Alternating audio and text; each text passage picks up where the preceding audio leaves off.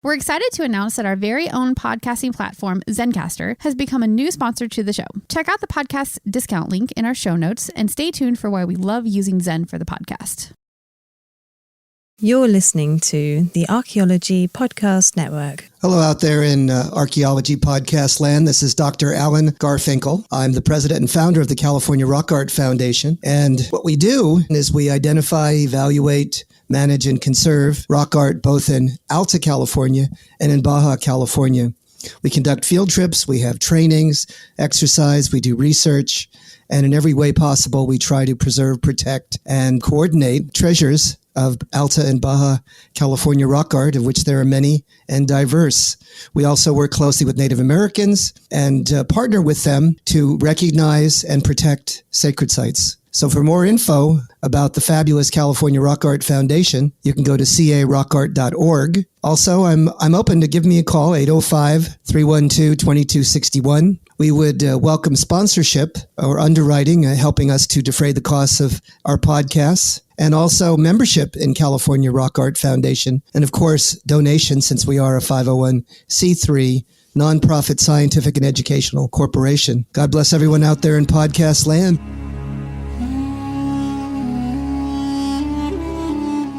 You're listening to the Rock Art Podcast. Join us every week for fascinating tales of rock art, adventure, and archaeology. Find our contact info in the show notes and send us your suggestions.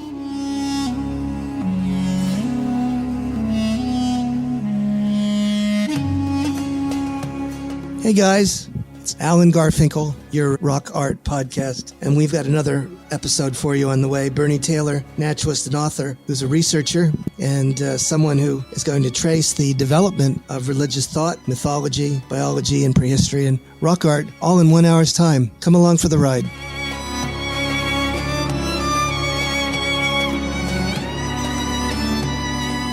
Welcome out there in Archaeology Podcast land. This is your host, Dr. Alan Garfinkel, and we are absolutely blessed and honored to have a world-class academician. His name is Bernie Taylor. He's a naturalist and author, and his research certainly explores or does a deep dive into the mythological connections and also the biological knowledge among native people and the ancient people. He has worked on a variety of books and articles, including Biological Time, Before Orion, Finding the Face of the Hero. And what he does is explore the deep roots, really the basal capacity of mankind by looking at how hunter-gatherers viewed themselves within the natural and spiritual world, moving from the Paleolithic cave art from about 40,000 years ago. Taylor has proposed that selected cave paintings are in fact fundamental pieces of the human journey of self-realization. And I would certainly echo that assertion, that they're the foundation of a written language and a record of the biological knowledge that basically affected us so deeply through their artistic styles, their religious patterns, and the stories that are still ingrained in our neurotheology. Bernie's also been widely interviewed on podcasts and speaks at popular conferences and academic symposiums across the fruited plain. And he's joining us today for our hour-long journey to explore some of these topics. Bernie, are you with us? I'm with us today, Alan, and thank you for having me on the show. We are indeed going to take a deep dive. We're going to go deep into the human imagination tens of thousands of years ago. So we're going before North American rock art. We're going before Beringian migration. We're going to places that prior to a few years ago, nobody could have ever imagined could have been seen through this perspective. That's fabulous, Bernie. I'm really open and interested in developing more on those particular topics. In this initial segment, one of the things we always try to do is contextualize the contributor, our guest scholar. Maybe you could give us just a thumbnail of how you ever got involved in this particular specialization and research domain. Well, I started this from the chronobiology side. I was interested in how plants and animals time themselves. So geese, for example, migrate earlier or later from one year to the next. But the geese can't follow one smart goose. So there has to be an actual mechanism to do this. And I studied the question in conjunction with Oregon Fish and Wildlife biologists, but we did it for salmon.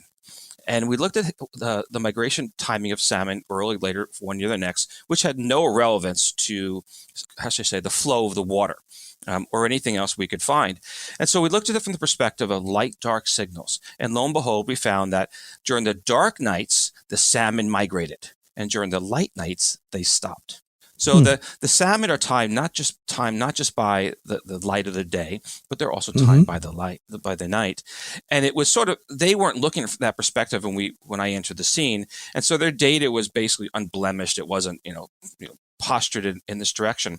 And so they currently use this hypothesis in how to time the behavior of salmon and other animals. So it became sort of a procedural thing. And then there was a problem, though. There was a problem in the math. And so I could tell you that, every new moon, every full moon, you could find full moon within the year, you can find a whole bunch of salmon spawning in this area because they spawned around the full moon when they stopped and they were together. But I couldn't tell you which full moon it was. I couldn't tell if it was a fourth or fifth, hypothetically, full moon from any point in the year.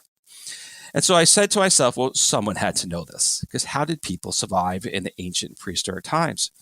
So I looked in ancient books, I looked at calendars, lunar calendars. And then I went to the tribes, because the tribes in the Columbia Basin have a rich history of lunar calendars. And I didn't find the answer, but they kept telling me a story. They kept telling me a story about the coyote and how the coyote intermixes with the swallows. And they then follow the in-migration of the swallows, they would start seeing the salmon. Well, that didn't make any sense to me. And so I sort of moved on. And then someone said to me, well, maybe you should look at Upper Paleolithic cave art, since you have this tradition in North American Indians, at least in the Pacific Northwest. And so I started seeing the same nomenclature of the timing with animals in Upper Paleolithic cave art, as was biological among these animals and in the tradition of Pacific Northwest Native Americans. Still never figured out or understood, I should say, how do you know which full moon it will be in the time of the year? And then, so I put this on the side because I did know the answer. And I came back 17 years later, and I started looking at it again from a different perspective. And I re-listened or rethought about what Native Americans were telling me. And then I got it. And I recognized that you actually can't tell whether it's 4 or 5 lunations from the winter solstice or any solar point. You go off an indicator species. And the indicator species for the Columbia Basin salmon was the swallows. And so I took that idea, and I went back to Upper Paleolithic cave art, which had been then dated to more than 30,000 years ago, and I expanded it in different directions. So that's how I stepped into this. I was not interested in Upper Paleolithic cave art. I was really not interested in Native Americans. I mean, I am emotionally interested in Native Americans, but I was not interested in their culture at the time. I was interested in knowing how the heck can I tell which lunation the salmon would be coming upriver, which sent me off in a direction I never could have imagined, and which is, as you know, in your word, blessed in what has transpired. So it appears that it's the habits and habitats of certain key animals that are what I've called them indexical animals or semiotic animals that are principally important for some of the information that they share. Is this correct? That would be absolutely correct. So the Tuolip tribe, which is near to Seattle and Washington, their indicator species was the white pine butterfly.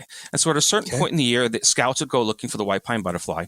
And then they would say that the next highest of the high tides around the new full moons, when they could get their big canoes out by the longhouse into the surf, they would go to find the first salmon. So the indicator species was the white pine butterfly. And I've actually gone around, this entire Pacific Northwest through the anthropological literature, as well as into the, Pacific North, I should say, the Siberian, Greater Siberia, Kamchatka, and I found all these indicator species. So it's purposeful, it's known, and it predates Beringia migrations because it's on both sides. Yeah, it makes sense. Both sides. So we can date this so we can say that, archaeologically, people came down at least 15,000 years ago. You can argue to 19. I have no issue with that. But people in Beringia, 22,000 years ago. So now what we have here is we have a time frame that is consistent with, let's call it the later part of Upper Paleolithic cave art. So Lascaux was 17,000 years ago.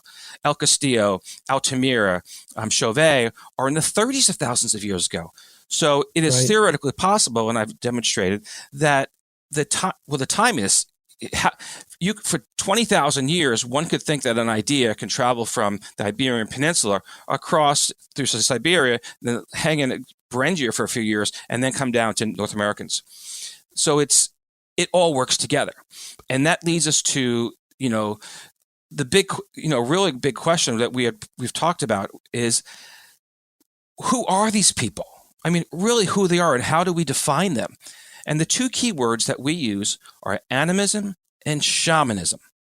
Yes.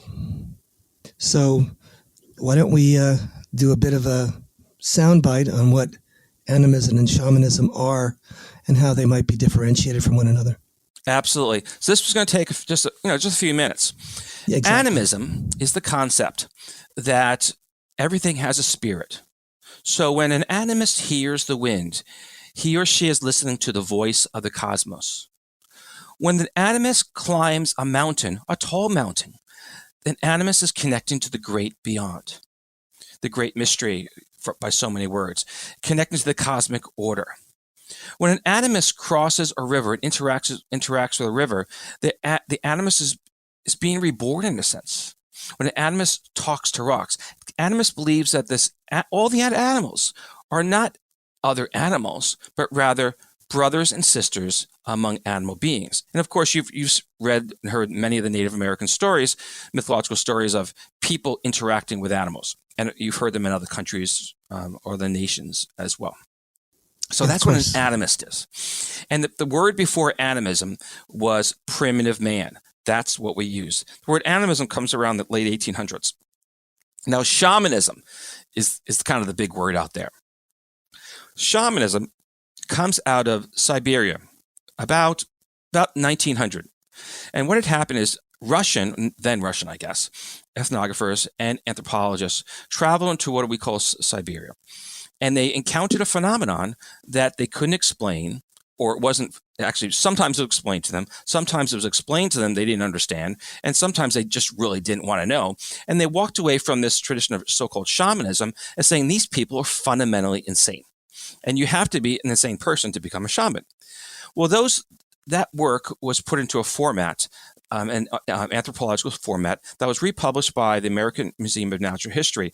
And ethnographers then traveled around the Arctic. They traveled into the western part of North America and ultimately into the plains. And they used this same format of the text that you would have, one section talked about hunting implements, another fishing, another talked about basket weaving. Another section talked about religion or calendars. And then another section, which sort of like the heap, where what we didn't understand, didn't want to understand, and thought was fundamentally crazy, went into the box of shamanism. Okay. And so shamanism became what we could describe as a academic device versus an actual phenomenon. Because the so-called shaman that they're describing in the Great Plains were very different than the shaman of Siberia, where the word originates from. Enter 1950s. Mircea Eliade writes a number of works. And to put Eliade into context, he's a religious historian originally from Hungary, and he was in the same camp as Carl Jung and Joseph Campbell. And so we have the ideas between those three and others that were traveling in Europe and teaching. They are synchronous, and most of them published are the Bollingers, supported by Bollinger. So we have, so Eliade writes a book called Shamanism, and the subtitle of the book is Archaic Techniques of Ecstasy. What Eliade does is he doesn't look at it from he doesn't take these sort of like, shamanism, anthropological perspective and put it, this is everything we don't know, don't want to understand, and we think is fundamentally crazy. But what Eliade does is he looks at common elements among people, primitive man, by probably another word from it, around the world, and he looks for the concepts of for example, the cosmic mountain that the hero or the spiritual leader climbs. He looks for the waters of transformation. He looks for commonalities of people dressing up as birds or angels by another word, and how they use that as a transcendent device to another realm. That's what shamanism under Eliade was about. But what happened is that 40 years later, we have anthropologists enter the scene. And anthropologists and archaeologists do not like the idea of the cosmic mountain. They do not like the idea of the water of transformation. They do not like, a common element of bird people for a very good reason. And it's an important reason. It's because it asks the question of diffusion. Did this happen, hyperdiffusion, in the last hundreds, thousands, tens of thousands of years?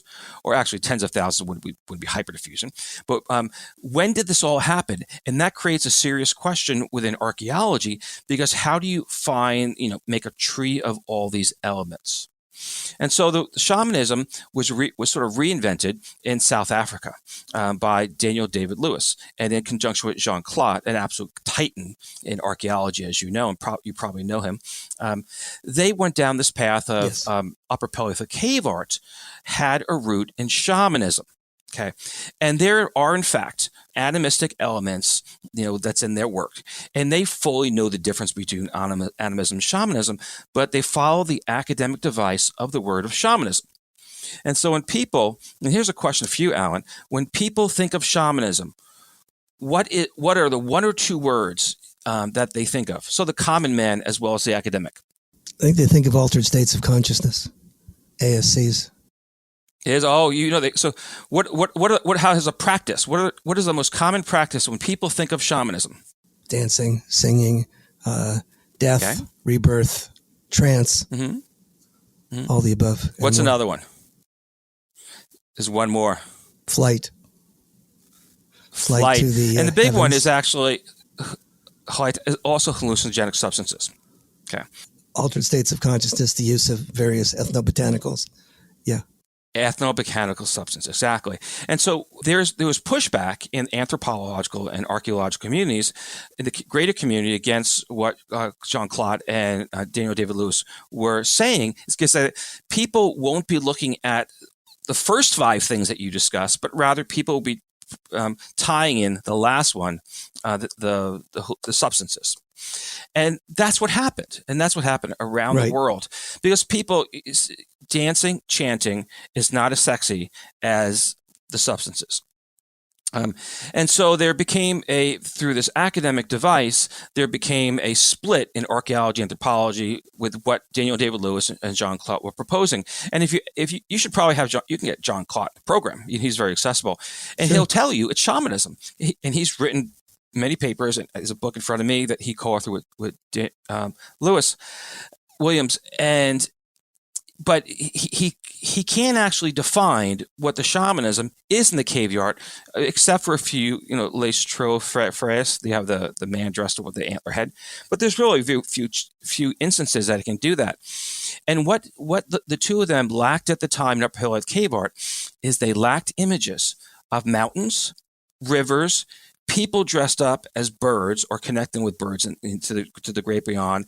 They lack constellations or a cosmology, cosmonology or cosmology. Let's cut it off right there. Just as we're getting into the meat of the matter, and I'd like to sort of put a bow on it there, and then catch it and move it through in the second segment. So I'll meet y'all in the flip flop, and I'm absolutely entranced by this story. Chris Webster here for the Archaeology Podcast Network. We strive for high-quality interviews and content so you can find information on any topic in archaeology from around the world. One way we do that is by recording interviews with our hosts and guests located in many parts of the world all at once. We do that through the use of Zencastr. That's Zencastr. Zencastr allows us to record high-quality audio with no stress on the guest. Just send them a link to click on, and that's it. Zencastr does the rest. They even do automatic transcriptions. Check out the link in the show notes for 30% off your first 3 months, or go to zencastr.com and use the code ROCKART.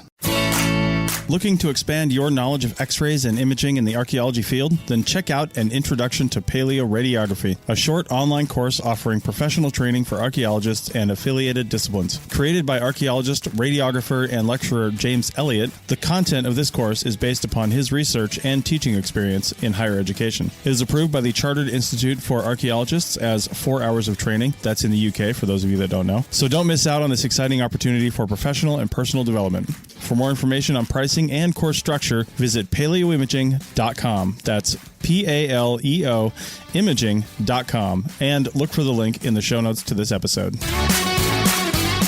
Well, welcome back. This is your host, Dr. Alan Garfinkel, and we're talking to Bernard Taylor. Bernie, a naturalist and a remarkable aficionado of all things cosmic realm, from archaeoastronomy and sacred narrative, and understanding the works of shamanism, animism, totemism, and the evolution of our religious thought.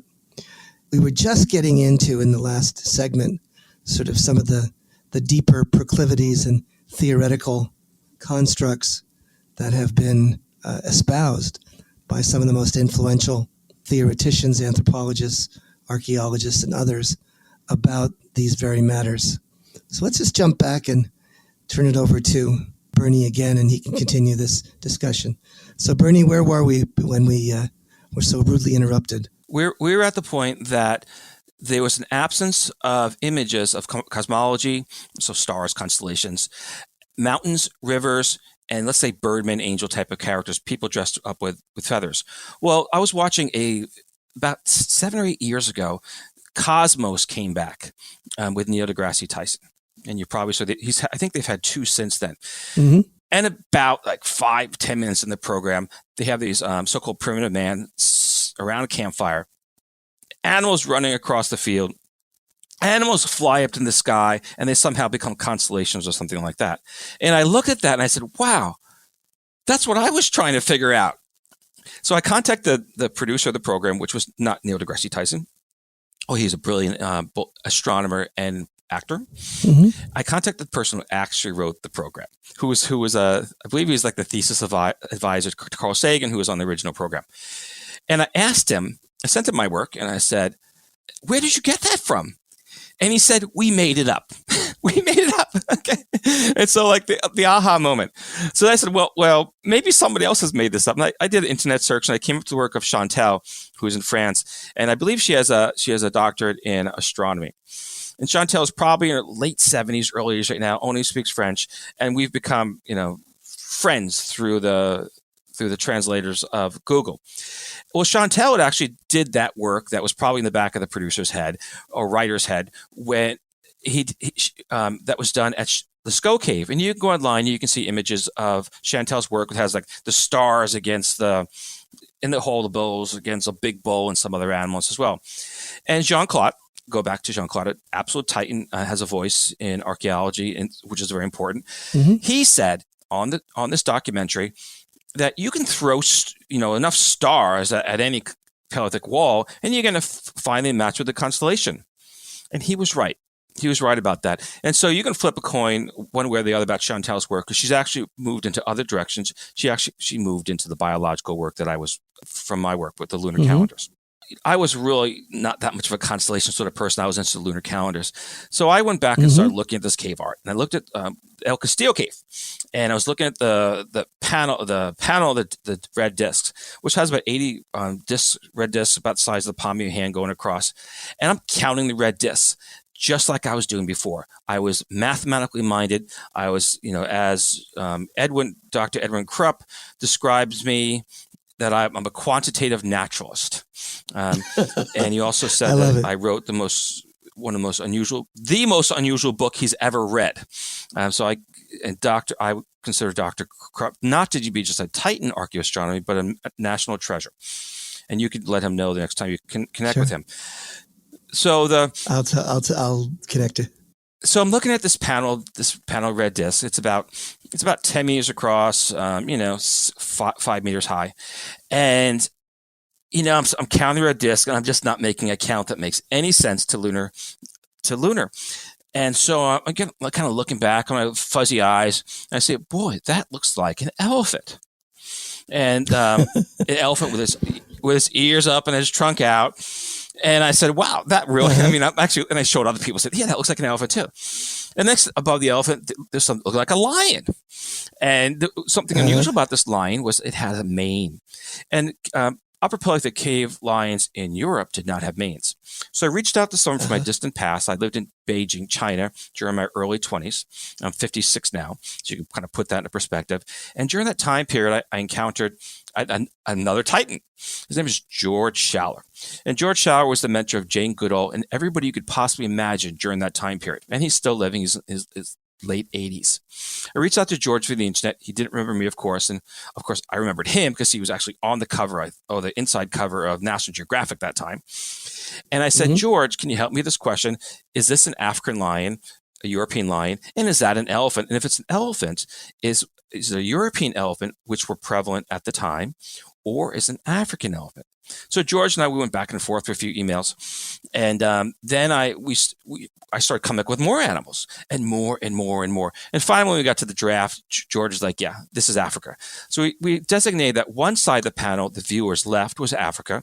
The viewer's right was Europe, with all these European animals like the horse. And in the center of the panel, we have these marine animals. We have a dolphin, we have a whale, we have crabs. We have a few others, a monk seal. So we have this panel that all these embedded images, and it's quite fascinating. And I'm asking George about questions about chronobiology, because that's what I'm interested in. I'm not interested in landscapes. I'm not interested in the ocean, the seas, or whatever. I'm interested in chronobiology. How do I know what time of year this was? So we went back and forth, and we basically designated some of the animals, the time of year and so forth. And one was the lynx, and George was very clever about when George came, every time he gave me an answer back, it wasn't about the chronobiology. It was about the relationship between the artist and the animals and what he recognized. Okay. So George would say that it's a beautiful scene between the mother and the juvenile in which she licks him or licks her, or what, it was something like that. So George is coming back to me like a poet. And this is a person that spent many, many years in the savannah, and he wrote the pivotal books in early naturalism. And so I learned a lot from George, and I hope I brought some life to him as well. And it's quite interesting because he was still travel. He works with the Panthera, big cat people, and he travels around the world. And so we would, we'd be going back and forth, and then he'd disappear for 2 months. And in those 2 months, I'd come up with a whole bunch more animals. So we established this fundamental zoo, and different, just like we have a zoo here in Portland, they have different animals at different parts of the park. Still, I'm trying to figure out the chronobiology, and I have absolutely no interest in constellations, which kind of brought me back into this thing. And so then I got these animals, and I'm starting to say, well, this bear is interesting because the bear has 2 juveniles, and it looks like the juveniles are climbing the tree, which mother bears do to teach them how to climb to safety. And I was looking at, and this has no relationship between the two. I was looking at pictures of pyramids, okay, just like they're on the wall, this poster sort of thing. And what the pyramids was showing me is a geometry that I hadn't thought about. And it was I looked at the geometry of the bears, and as I said, there's no relationship between the bears and the geometry of the pyramids. But I started thinking about the geometry of the bears, and I realized, oh my God, that looks like Ursa Major, the geometry in these bears. And then I said, well, this man here then must be Orion, and this man up here would be Hercules. And then I realized the horse was then become Pegasus. And I went around this whole thing, and I recreated the night sky. At that point, it was about 8 constellations. Now I'm about 16. And these aren't constellations that I'm sort of making in my head. These are the same constellations, the same animal characters, in the same order as the ancient Greeks had in their record, but the Mesopotamians didn't. So So it begged the question, well, how did the ancient Greeks know this? But how did the Greeks know it, but the Mesopotamians didn't? Because the Mesopotamians was supposed to be an early source. And I gave a presentation on this subject last week in Bulgaria, this of course is remotely, to the European Society of Astronomy and Culture. And I list this whole thing out. People go to my webpage, they can actually see the presentation. We'll all spell the whole thing out. BeforeOrion.com, it's there. And so the presentation asked the question, how do different people have different information, but one group has a lot of information. And so we can go back into the caves and we can actually see a lot of tourist trash. The Phoenicians had been there. The Egyptians had been there. Maybe not the Egyptians, but the Greeks had been there. And because they left amulets in these caves, they left, their weapons, they left all kinds of stuff, fundamentally tourist trash that you would find maybe in Disney World. Because this was their Disney World. And there are many caves that have these images. And so what happened was people were going back to these caves. And when they went back to these caves, they found archetypal characters in a Jungian sense. So the man, Orion, for example, could be, he's in one image, you could see him as perhaps slaying the lion. Another one, you can see him as taking care of the lion, different perspectives, or playing with the lion. However, whatever mindset you bring into it, whether you're fighting with lions, killing lions, or playing with lions, that's what you walk out with. Okay. And so in the Greek world, they had a very definite perspective. And theirs was that Orion went around slaying animals wherever he went. But the ancient Greeks also had this concept of centaurs, and centaurs taught all of the great heroes, okay? Every one of them. And it's actually the centaur, Chiron. So we can actually find Chiron in multiple caves because he is as a man that overlaps with the horse to become the centaur. Now in the Paleolithic mind, which now takes us back to animism, where we started. The Paleolithic mind is that man and so-called other animals are brothers and sisters. We learn from these animals in the same way George was explaining it to me, but we also take on the strengths of animals. So perhaps you're smart as an owl, or as fast as a cheetah, or we're strong as an ox. Words that we still use in our vernacular, which suggests we still have this animistic mind within us. And so we have all these images, we have these concepts, and they carry to us today around the world, which asks the question of diffusion and how this all happened. Well, obviously, people didn't travel across, hundreds or just 2,000 years ago, travel across the oceans on fantasy continents. You've heard all the stories. It didn't happen, but rather across from Beringia 20-something thousand years ago, people had traveled into North America, and they carried some of this knowledge with them. And Ursa Major, as the she bear, is found across North America. Okay, as the constellation. We all find Cirrus as a dog or a wolf, but a canine for sure, in North America. And we find these constellations all around the world. We don't find constellations that the animals that we no longer find, that we had in Upper Paleolithic Europe, that we lost as we traveled around the world, that were no longer with us. It talks about diffusion of more than 20,000 years ago, which I believe in anthropological archaeology circles should be acceptable, because we can show that Adelaide moved around, was it how many years? 2,000 years ago. The bow and arrow was 600 years ago. I don't know, but we can, 500 BC or so. If we can show that implements of hunting traveled around, why can't we say that constellations, and why can't we say that myths? Because these myths are within us. They're archetypes that we carry.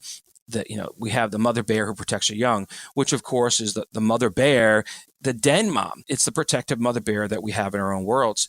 But we also have the hero, we have the apprentice, we have the mother, we have the child, we have the wise man, the shaman, we have the hero, the villain, and so forth. So within our psychology, we carry these concepts. When we see the image, the archetype is projected, and the story is found. But it all depends on what we take with us. Is the wise old man, the villain, or the person who's manipulating the young child, or is the wise old man who's actually teaching the young child? So we take our own baggage with us, and people did that around the world. And they looked at these cave arts, and they took it with them. And we have all these rich stories with some common elements among them. And that's what Eliade was looking for. Eliade was looking for the cosmic mountain. He was looking for the river transformation. He was looking for the world tree. And these are the things, some of them I should say, that we can now positively identify in this Upper Paleolithic cave art to at least 34,000 years ago. Because we can identify mountains in these panels. We can identify bodies of water that people cross, because we actually have a swimmer. We can identify constellations and a cosmic order, whereas people look to the night skies not just as another place, but a place that reflected their own world and that they could, in fact, ascend to. or the underworld, the caves that they could descend to. There are three planes that interact with each other, and that's the so-called animist mind that we formerly call the primitive mind, and perhaps called the heathen mind in some circles as well. So that's a long journey. Very much so. And I think it's a perfect place to cut off and move into the next segment. That's quite a travel and quite a distance, but I think we're on the right track, gang. See you in the flip-flop. You may have heard my pitch for membership. It's a great idea and really helps out. However, you can also support us by picking up a fun t-shirt, sticker, or something from a large selection of items from our TeePublic store. Head over to archpodnet.com/shop for a link. That's archpodnet.com/shop to pick up some fun swag and support the show. Welcome back. This is Dr. Alan Garfinkel with your Rock Art Podcast. We are blessed and tremendously honored to have Bernie Taylor, who's quite a remarkable individual who's giving us the journey from the inception of cave art and sort of the development of religion, and talking about the cosmos and the integration of the sky world and the animal world and the nature of sort of the cognitive vision, the cognitive template of indigenous people. So with that, I'll segue back to our colleague, Bernie Taylor. Keep going, Bernie. It's yours. Well, thank you, Alan. And we're going to take it close to home now. Close to home, that is in our Western tradition, our Abrahamic tradition, and people who, Christians, whether they be Methodists or Catholics. There's a concept of the angel. And the angel is in Abrahamic tradition, is the messenger between the human, or us, and the divine, meaning the God or the great Almighty. We find this fundamental tradition in the ancient world. We find it among the ancient Mesopotamians, who Ishtar transfers between the two. They have a shamanic character who they call shamanic, I shouldn't use that word. They have a genie character who has wings and also is the intermediary between the two. It's Horus among the ancient Greeks. And if we travel around the world, doesn't matter where you go, you will find wherever there are hunter-gatherer or indigenous peoples, you will find at the very least that someone puts a feather in their hair or on their clothes to reach to the great beyond, the travel to the great mystery.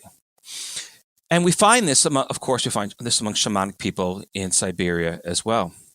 So we have this tradition, and you had a guest on a few weeks ago, and he talked about the eagle feather as being the highest flying bird that takes one into the cosmos per se.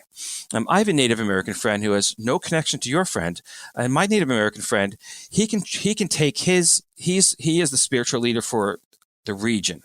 As part of this Columbia Basin region, and he can take his tradition back hundreds of years, and he can travel through every person and every name throughout time. So he predates, contact of Europeans, or his tradition does. And he told me that same story. He explained it in the same way. He explained many other things to me. And he says that Native Americans will, in this part of the world, and I can't say where specifically, but they have cages on mountains where the bird will roost, or actually will just be in the nest, and someone will climb up on the mountain or the cliff and pull an eagle's feather from them. And that helps them to then in ceremony reach the great beyond. Well, in the cave art, we can actually find this same Birdman character. Now, the birds change based on the geographical location of the panel and what they're depicting, but we still have it. And the El Castillo cave, we have the man who has a juvenile eagle on his shoulder, which it's about a foot tall, tells us it's a mid to late June time period. And then if you shift it 90 degrees, the man has a mask, and the eagle's head becomes a beak on the mask of the man. So he transforms into this Birdman. And on this panel we find the same another character who takes on the mask of an eagle. And we can go to the Gorham's cave, which you can see in my videos as well. That's where the man that takes on the beak of a kite. We have another man that takes on the persona of an ostrich. Okay, and why would someone take on the persona of an ostrich to travel the great beyond? Is not what this ostrich purpose was. It was to run fast like an ostrich. So one can take on many traits or strengths of the animals of using birds that are not specifically to travel to the great beyond. So this concept of the Birdman that we have in Abrahamic traditions, we have it in China, we have it through the Buddhist world, we have the Hindus, we have this just about everywhere you can go. We have this Birdman, and it asks the question. Okay, I'll go with, we had diffusion 22,000 years or so through Beringia, and 15,000 years or so down into North and South America. It still doesn't explain why we have this psychological tradition of traveling to the great beyond through the bird itself. We have the same tradition of cosmic mountains or sacred mountains around the world. I live in Oregon here, and we have Klamath Mountain was, spoke to the great mystery. We have two mountains, Mount Adams and Mount Hood, which fought each other over a woman, of course, which became Mount St. Helens. Mount Everest was believed to be an abode of a female goddess. And of course, we can look at Mount Olympus. We can look at Atlas in North Africa. Everywhere you go, you can find the so-called cosmic mountain. And we can again say that's diffusion from 23,000 years through Beringia down into North America and into other continents as well, because we have this in Australia, we have it in Indonesia, as a spiritual place. The question, though, becomes, why do we do this? Why did we retain something? I can understand retaining the constellation Ursa Major and Sirius, but why would we retain a cosmic mountain? Why would we retain these traditions of the Birdman? Is there something within us that sort of calls us to do this? And that takes us to the realm of Carl Jung and Jungian psychology. Carl Jung found that the two most common non-organic characters in dreams were the water of transformation, lake or a river, or a mountain. Okay? So why do we have these in our dreams? Is it because we keep seeing them in the archaeology? Is it because we've seen our art that goes back for tens of thousands of years? Is it because we have it in our mythology that we keep retelling ourselves? I don't think that's enough, because we can drive down the highway and you might get out of the car, and you've probably done this, to have your picture taken against a tall mountain. You've probably, in years past, or not too far long ago, you probably climbed mountains for no apparent reason except to go to the top. So it really asks us from a psychological perspective, why do we do this? And of course, this is beyond the realm of archaeology, and this is beyond the realm of anthropology, because this falls into that heap that the Russian ethnographers found among the shamanistic people in Siberia. Of, we don't really understand this, we don't know what to do with this, so we'll just put it in the heap. And of course, that heap became Mircea Eliade's works and people's since then as well. But it truly asks us a psychological question: is, why do we believe these things? First, I can tell you, 34,000 years ago, it's animism. Okay. So we believe that we can take on the strength of these animals, with the bird or the horse and so on, to gain their strength to help us to the great beyond. And you can find the same traditions in shamanic cultures in Siberia, where there's a dance with the horse, and you become a bird and to travel to the world of the dead or the other realm. But why do we retain this as modern citizens of this world? It's a big question. And I now pose that question to you, Alan, as a purveyor of many realms. Why do we do that? I think part of it is based in sort of the software of our minds. I call it neurotheology is part of it, and neurophysiology. And I know that at least some of that is explored in this upcoming book that I've written with Tirtha, regarding some of the ways that we perceive the universe and how we sort of grok the world. But some of it just relates to the way our minds and our physiology are built, and sort of the nature of who we are. And as you put it, the archetypes and the elemental nature of sort of viewing the natural world and doing what I call it, the habits and habitats of the natural world, and how that influences the way we think and believe and create the sacred narratives that surround us. Am I at all on anything? Well, I think you are, and I think you give a valuable perspective from your history as an individual. And we all bring our history as individuals into the table. And through some coalescence and contributions, mass contributions, we may come to some sort of it's not an answer. The answer is not going to be scientific. It's not going to be measurable. That place that I came from before I started writing before Orion. No. This is not measurable. And so how do we approach this from a scientific, psychology itself, one could actually argue that I'm very pro-psychologist, okay? But one could argue a lot about psychology. It's hocus pocus, it's mumbo jumbo, and it's voodoo. But it helps people. That's the important thing. It helps people. So shamans in Siberia, all the things that they do is not for their own benefit, but it's to help someone with an individual illness. It's to help the success of the clan. It helps people.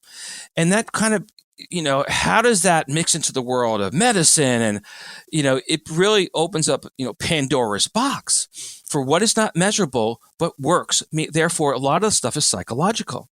And the only thing that I can, in my much less than infinite wisdom, is that I can keep going back to animism, that we draw on the strength of the animals. If you look go to the theater, maybe not today, go to the theater, but 2 years ago, you saw Aquaman takes on the strength of a fish. You see Batman maybe 2 years earlier. You saw Spider-Man. So in our modern world, we don't create new myths about in the ways that the ancient Egyptians did. In text form stories that we tell, but we actually project them onto the big screen that we take on the strength of those animals. And so, of course, the Birdman becomes in that same realm, but still asks the question, why do we do that? And then is there something wired in our brain that allows us to believe this crazy idea of a Spider-Man, of an Aquaman, and a Batman? Because as far as we know, there is no other being on this planet that has that ability. And of course, that's what sets us aside to become, Homo pareidoia. Some people have described us as Homo sapiens, the wise man, but we are really Homo pareidoia who finds things in our minds. We find pictures in the rocks, and then we tell stories about them. We make up things in our head it becomes, this brilliant culture that we are as Homo pareidoia. So here's a question for you, Alan, is, you've taken this journey, you've read some of my work before, you watched some of the videos, and we've walked down a road that very much intersects with your guests a few weeks ago. Yeah. Perhaps the last guest you had on the program. And he was absolutely brilliant because he took the road of animism as the core. How does this intersect with your fundamental belief systems? I'm going to tell you right now, when I first started writing this stuff, I had friends that just completely shut me down. They said, this can't be true. This is not what we believe. This defies science and reason. I know that. Someone might have some religious bent and this is being somebody heretical. Sort of my life has sort of been a roadmap to comparative theology or comparative religion. And I enjoy the work that I do as an archaeologist, anthropologist, and study rock art all over the world, as you do, and experience it in a deep dive. And what I see there is the unity of sort of the consciousness of people or mankind, humankind, and the same patterns, the same things you've talked about appear on the rocks that appear as well in the major religions. So we talk about sacrifice, we talk about renewal and the death and life, the sun, the moon, the stars, and transformation, resurrection. And this journey is always portrayed on the rocks through pictures. And also there's a continuous expression for supplication and prayer and veneration and all of that other ethereal concepts are there. And I believe that this reinforces sort of the value an understanding of sort of we have a hole in our soul, a tremendous need for a divinity, a higher power, sort of a theological connection to the universe. Am I on it or no? Well, that is a personal belief system based on what you bring to the conversation. And I can't say that it's right, and I certainly can't say that it's wrong, but there is this truly immeasurable question. No, and I absolutely agree. So Moses goes to the mountain to hear, to receive the 10 Commandments from the great Almighty. Well, he went to the mountain. And we can go throughout the Old and New Testaments, and we can find a lot of mountains that a lot of people climbed. They died, they were transformed on, all these sort of things, but they kept going to the mountain. We can go around the world to religions and find the hero or the spiritual character climbs the mountain. This cosmic mountain, this mountain of faith. And, there's a song from my time when I was in high school was Billy Joel. And it was the river of dreams. And the story behind that was Billy Joel is he wakes up, he's in his dreams. This story comes to his head, and he's not a spiritual man. And I think he wrote a song somewhere. I'm not a spiritual man. And he goes into the shower. He tries to wash it off. He still can't get it off. And he says, this song is calling me. I don't know what to do with it. So he writes it down, walks away from it. It turns out to be one of his biggest songs like ever. And the song is about Billy Joel. He took some mountains of faith and crossing the river. And the river's too deep to cross because what he's saying is, I'm not ready to go to the other side because I lack that spirituality to do it, and I'll drown in the middle.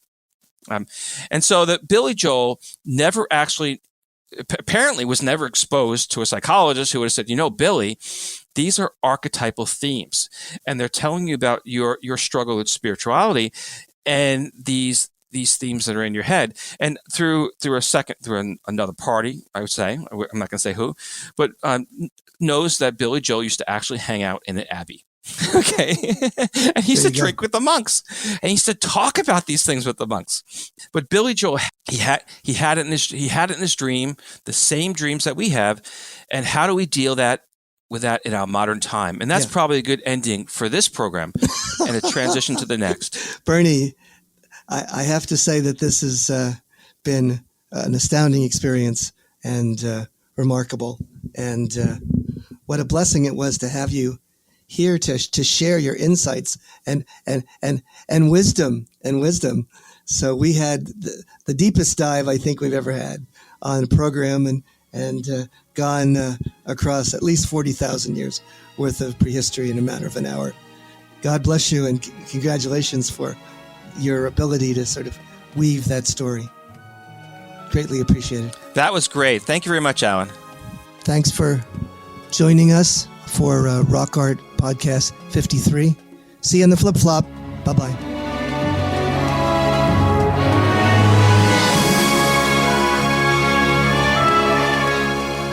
Thanks for listening to the Rock Art Podcast with Dr. Alan Garfinkel and Chris Webster. Find show notes and contact information at www.archpodnet.com/rockart. Thanks for listening, and thanks for sharing this podcast with your family and friends.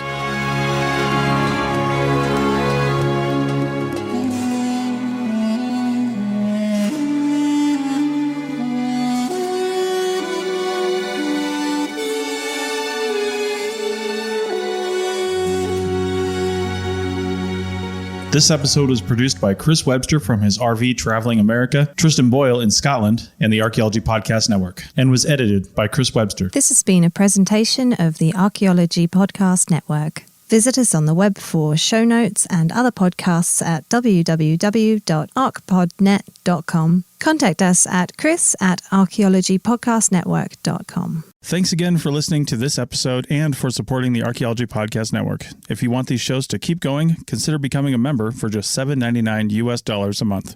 That's cheaper than a venti quad eggnog latte. Go to archpodnet.com/members for more info.